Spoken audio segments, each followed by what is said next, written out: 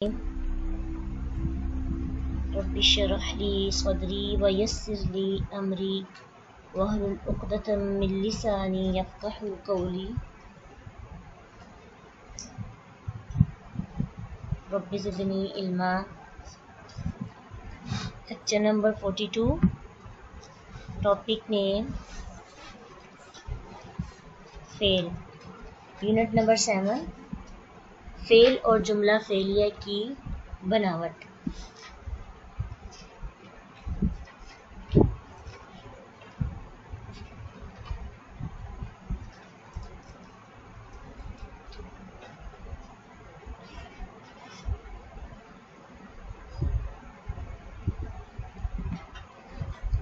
فعل کسے کہتے ہیں؟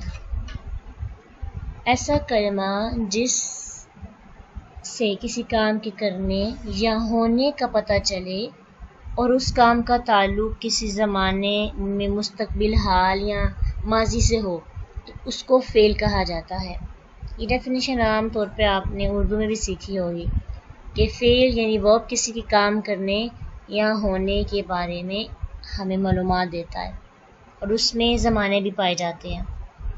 یا تو وہ ماضی ہوتا ہے یا وہ حال ہوتا ہے یا پھر وہ فیوچر ہوتا ہے، مستقبل ہوتا ہے. اب جملہ فعلیہ کیا ہوگا؟ کم از کم 2 الفاظ کا ایسا مجموعہ جو فعل سے شروع ہو جملہ فعلیہ کہلاتا ہے. جملہ فعلیہ کے لیے شرط یہ ہے کہ جو 2 ورڈز آپس میں ہوں، اکٹھے مجموعہ جو ان کا ہو، اس کی ابتدا فعل سے ہو تو اسے کہیں گے جملہ فعلیہ. اب یہاں پہ فعل کے بننے کے مراحل ہم دیکھیں گے. فعل کیسے بنتا ہے، کیسے دنیا میں یعنی معرض وجود میں آتا ہے. جب بھی آپ کسی بیکری پہ جاتے ہیں تو وہاں پہ جو مصنوعات جو تیار کی جاتی ہیں اس میں پروسیس 3 مرحلے ہوتے ہیں. سب سے پہلے را مٹیریل چاہیے ہوتا ہے، پھر اس کے بعد آپ کو جیسے اپنی کیک بنانا ہو تو کیک کے لیے سب سے پہلے آپ انگریڈینٹس اکٹھے کرتے ہیں کہ کیا کیا چیزیں جو ہیں اس میں ایڈ کی جائیں گی، تو ان سب کو مکس کر لیتے ہیں، را مٹیریل بناتے ہیں. را مٹیریل جب ایک مواد جو ہے اکٹھا ہو جاتا ہے پھر اسے ایک پراپر سانچے میں ڈالا جاتا ہے. ڈائی ہوتے جس شیپ میں آپ نے اس کو بنانا ہو وہ شیپ یا ڈائی آپ کے پاس موجود ہوتی ہے. آپ اس کے اندر سارے کا سارا را مٹیریل ڈالتے ہیں. پھر جب اس کو آپ پکاتے ہیں تو کیک، بسکٹ یا پیسٹری کی وہ شکل تیار ہو جاتی ہے جو جس ڈائی میں آپ نے اسے ڈالا ہوتا ہے. پھر اس کو وہ ایک پراپر شیپ اختیار کر لیتی ہے. اسی طرح فعل کو بھی بناتے وقت یہ مائنڈ میں رکھنا ہے کہ را مٹیریل، ڈائی یعنی اور ہمارے پاس اس کی اپلائیڈ فارم آ جاتی ہے جو کہ ہم نے یوز کرنی ہوتی ہے. تو اس لحاظ سے فعل کے 3 مرحلے ہیں. سب سے پہلا مرحلہ جو ہے وہ فعل کا را مٹیریل کا مرحلہ ہے جس کو ہم کہیں گے مادہ. روٹ ورڈز جو ہم پڑھتے ہیں نا، جو بھی کسی بھی فعل کے ہم روٹ ورڈز یاد کرتے ہیں، جو روٹ ہوتا ہے وہ مواد ہے، وہ را مٹیریل ہے جس سے فعل وجود میں آتا ہے اور یہ عموماً 3 حروف پر مشتمل ہوتا ہے. جو اس کے روٹ ہیں، جو مواد ہے، جو را مٹیریل ہے، وہ عموماً 3 حرفوں پر مشتمل ہوتا ہے.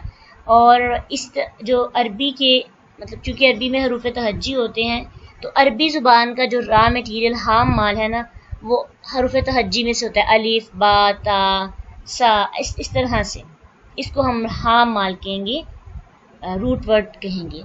جیسے ناصارہ کا روٹ ورڈ ہے نون صاد را، تو یہ اس کا کیا ہے؟ Raw material. تو عربی میں فعل کو وجود میں لانے کے لیے 2 چیزیں جو ہیں وہ انتہائی ضروری ہیں. پہلی چیز مادہ یعنی اس کے 3 حروف ہوتے ہیں، اور دوسری چیز اس کی ڈائی، اس کا سانچہ. تو وہ سانچہ جس میں مادہ رکھا جاتا ہے اس کو ڈائی کہتے ہیں اور اسے وزن بھی بولا جاتا ہے. تو یہ عموماً جو وزن عربی زبان میں استعمال کیا جاتا ہے وہ وزن فا عین لام ہے. وہ سانچہ، وہ شیپ جو ہے وہ کیا ہے؟ فا عین لام. اس کی مدد سے باقی شیپس بھی تیار کی جاتی ہیں. یعنی اس کو جب ہم بناتے ہیں پراپر ایک اپلائیڈ فارم لے کے آتے ہیں تو اس سے ایک پراپر شیپ تیار ہو جاتی ہے. فعل میں یہی 3 حروف استعمال ہوتے ہیں، فا عین لام. فعلا، فعلا ایک سانچہ ہے، جب اس میں ہم ایک نون صاد را کو ڈالیں گے تو فعلا کے وزن پر کیا بنے گا؟ نصرہ، ضربہ. ٹھیک ہے، تو یہ مختلف ورڈز جو ہے وہ جب اس سے گزارے جائیں گے تو پھر اس کی پراپر ایک فارم بن جائے گی جس کو ہم اپلائیڈ فارم کہیں گے. تو فعل بنانے کے لیے ایک ڈائی ہے فعلا. اب اس فعلا کی نوک پلک کیا ہے؟ اس کی حرکات ہے. تو اس کی حرکات آگے پیچھے کر کے پراپر ڈائی سے گزار کر ایک جو آخری شکل تیار کی جاتی ہے اس کو فائنل شیپ کہتے ہیں، جس سے فعل متعلقہ لفظ کی مستعمل یعنی اپلائیڈ شکل جو مادہ کو مقرر وزن یا ڈائی میں تبدیل کر کے ہمیں حاصل ہوتی ہے اسے ہم سیگا کہتے ہیں عربی لینگویج میں. اب اگر ہم اس کو مثال کے ذریعے سمجھنے کی کوشش کریں تو ہمارے پاس مختلف اس کے شیپس ہوں گے، مختلف سانچے ہوں گے. سب سے پہلا سانچہ فا عین لام ہے، فعلا، اور مادہ کیا ہے؟ یعنی اگر ہم نے کوئی ورڈ بنانا ہے تو اس کا مادہ فاتحہ، فاتح، فاتحہ. اس کی کوئی بھی حقیقت نہیں ہے، بس یہ مادہ را مٹیریل ہے. اسے ہمیں سمجھ ہی نہیں آتی کہ فاتحہ، ہاں اس کے لغوی معنی ہمیں سمجھ آ جائیں گے. فاتحہ کے لغوی معنی ہے کھولنا، لیکن کیا کھولنا، مطلب کیا کرنا، کھولنے سے مراد کیا ہے؟ تو اس کو جب فا عین لام سے گزار کر فعلا فاتحہ بنے گا تو پھر ہم اس سے پڑھیں گے کھولا اس ایک مرد نے. ٹھیک ہے، اسی لیے ضربا، ضربا، فعلا، ضربا، نون صاد را، نصرہ. پھر اسی طرح ایک سانچہ ہے فاعیلا، یعنی کیک بنانے کے مختلف سانچے ہوتے ہیں، مختلف اوزان ہوتے ہیں. اسی طرح عربی میں بھی مختلف وزن ہیں. اب آپ یہ نہیں کہہ سکتے کہ کسی بھی حرف کو کسی بھی وزن میں رکھ دیں گے. جو عربیوں نے یعنی جو عربی تھے انہوں نے اس کی آوازیں مقرر کی ہیں، ہم اسی کے مطابق کریں گے. اب دیکھیں اردو میں آپ ایک لفظ پڑھتے ہیں پیا، آپ پیا کو پویا نہیں پڑھ سکتے یا پیا کو پیا نہیں پڑھ سکتے. آپ کہتے ہیں میں نے پانی پیا، اگر آپ کہیں گے میں نے پانی پیا تو کوئی سمجھ نہیں آئی کسی کو. تو آپ یہ اگر یہی بات آپ کے ذہن میں رہے گی کہ کسی بھی لفظ کے نیچے ہم جس مرضی طرح سے حرکات لگا لیں تو ہمیں کچھ نہیں کہا جائے گا. ایسا نہیں ہے، کسی بھی زبان کو بنانے والوں کی کوئی کچھ رولز ہوتے ہیں جو انہوں نے ابتدائی سٹیجز میں لفظ کو جیسے ادا کیا ہوتا ہے ہمیں پھر ویسے ہی ادا کرنا ہوتا ہے. آہستہ آہستہ ہمیں سمجھ آ جاتی ہے یہ کس سانچے میں کس حرف کو ڈالنا ہے. شروع میں ہمیں جو ہے نا یاد ہی کرنے پڑتے ہیں،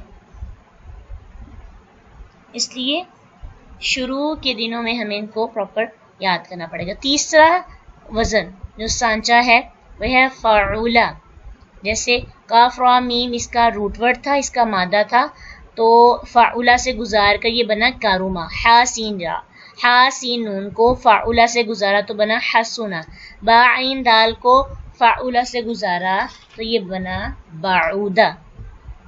اب دیکھیں عربی زبان میں فعلا، فعلا، فعولا تبدیلی کس میں آ رہی ہے؟ درمیانی حرف میں. اردو میں ایسا ہوتا ہے کہ اکثر جو چینجنگ ہے لاسٹ پہ ہوتی ہے، شروع والے ورڈز پہ، شروع والے حروف میں ہوتی ہے. اور جیسے آپ دیکھیں پیا یا پویا یا پیا، اس طرح سے دیکھیں پڑا، تو اس کو اگر چینج کریں گے تو تبدیلی عموماً شروع میں ہوتی ہے. لیکن عربی زبان میں جو حرکات کی تبدیلی ہے وہ کہاں پہ ہوتی ہے؟ درمیان والے لفظ پہ عموماً تبدیلی کی جاتی ہے. تو اس چیز کو بھی ہم نے ذہن میں رکھنا ہے. فعلا عین کلمہ پر اور فعیلا عین کلمہ کے نیچے زیر، فعولا عین کلمہ کے اوپر پیش آئی ہے. اب آپ کے ذہن میں یہ کوشچن آئے گا کہ اس کی جو ڈائی ہے، جو اس کا سانچہ ہے، وہ 3 حرف ہی کیوں ہے؟ فا عین لام ہی کیوں ہے؟ کیونکہ ہم فعل پڑھ رہے ہیں تو فعل کی بذات خود 3 حرف ہیں فا عین لام، اس لیے ہم اس کے 3 حرف ہی لیتے ہیں. 3 حروف کی مدد سے ہی ان کو بنایا جاتا ہے.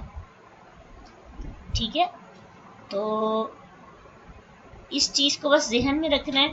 انشاءاللہ ہمیں جب اس کی اپلائیڈ فارم پڑھ لیں گے، سمجھ آ جائے گی، تو پھر ہم پراپر، یہاں پہ بھی ہم نے فعل پڑھا ہے، فعل اور جملہ فعلیہ اور فعل کیسے بنتا ہے.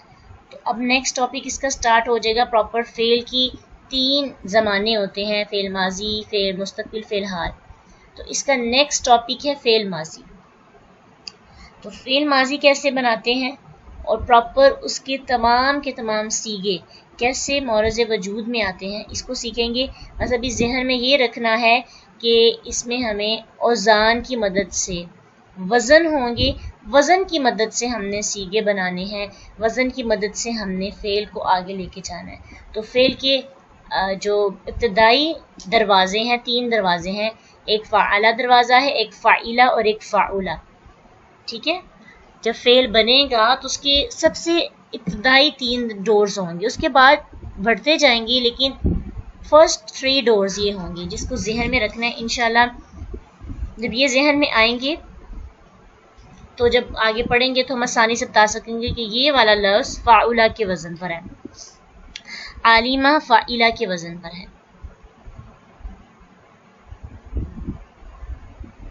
ہاں جی، پھر گردانے بھی انشاءاللہ آپ کی شروع ہو جائیں گی، اس سے پھر آپ کو ٹرانسلیشن کرنے میں زیادہ آسانی ہو جائے گی انشاءاللہ.